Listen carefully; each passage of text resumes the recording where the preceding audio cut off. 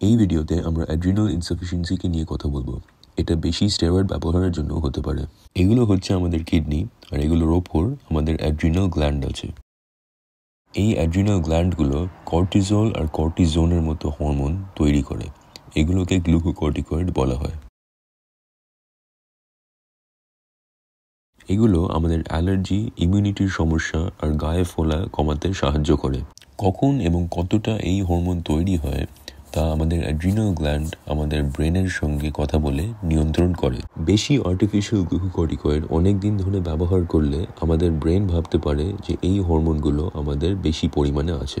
আমাদের ব্রেন তখন অ্যাড্রিনাল গ্ল্যান্ডগুলোকে বলবে এই হরমোনগুলো তৈরি করা বন্ধ করতে। যদি লোকেরা হঠাৎ করে গ্লুকোকর্টিকয়েড নেওয়া বন্ধ করে, তাহলে অ্যাড্রিনাল গ্ল্যান্ডগুলোর বেশি সময় থাকবে না সঠিক পরিমাণ কর্টিসল তৈরি করতে। এটার জন্য টারশিয়ারি অ্যাড্রিনাল ইনসাফিসিয়েন্সি হতে পারে। গ্লুকোকর্টিকয়েডের জন্য অ্যাড্রিনাল ইনসাফিসিয়েন্সি হতে পারে নির্বিশেষে যেরকমভাবে ওষুধটা নেওয়া হয়। কোনো সেফ ডোজ বলতে কিছু নেই।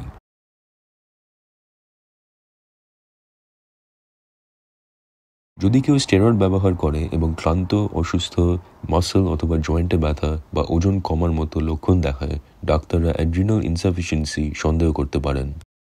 যদি কেউ শক্তিশালী ধরনের গ্লুকোকর্টিকয়েড খায় বা এই ওষুধগুলো অনেক দিন ধরে বেশি ডোজে খায় বা বেশি ওজনের হয় বা বয়স্ক হয় বা অন্য ওষুধ খায় যেগুলো স্টেরয়েড ব্রেকডাউনকে প্রভাব করে, তাহলে এদের অ্যাড্রিনাল সমস্যা আর ক্রাইসিস হওয়ার সম্ভাবনা বেশি। যদিও আমরা বেশি দিন স্টেরয়েড ব্যবহারের বিপদ নিয়ে কথা বলি, মনে রাখবেন যে আপনার ডাক্তার আপনাকে এই ওষুধগুলো দিয়েছেন একটা কারণের জন্য। তাই সাইড এফেক্টের জন্য এগুলো খাওয়া বন্ধ করা উচিত নয়।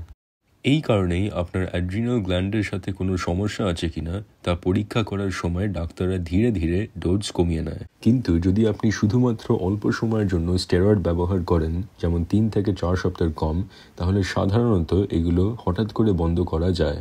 ঠিক করে এটা না করলে অ্যাড্রিনাল ক্রাইসিস হতে পারে আর আপনাকে জরুরি চিকিৎসা নিতে হতে পারে স্টেরয়েড আর ফ্লুইড দিয়ে। আপনি আমাদের অন্যান্য ভিডিওগুলোতে এই সম্পর্কে আরও জানতে পারেন। আপনি যদি আপনার ডাক্তারের পরামর্শ অনুযায়ী স্টেরয়েডের ডোজ কমিয়ে দেন এবং অ্যাড্রিনাল ইনসাফিসিয়েন্সির কোনো সিমটম ভোগ না করেন, তাহলে সাধারণত আপনার আর কোনো টেস্টের প্রয়োজন নেই। কিন্তু যদি চিন্তা থাকে যে ওষুধ কমানোর পরে আপনার শরীর সঠিক পরিমাণে হরমোন তৈরি করছে না, তাহলে আপনার ডাক্তার কর্টিসল এবং অন্যান্য জিনিসের টেস্ট করতে পারে।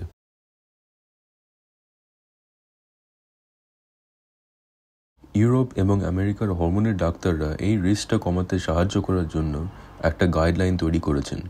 আরও ইনফরমেশনের জন্য এই কিউআর কোডটা স্ক্যান করুন।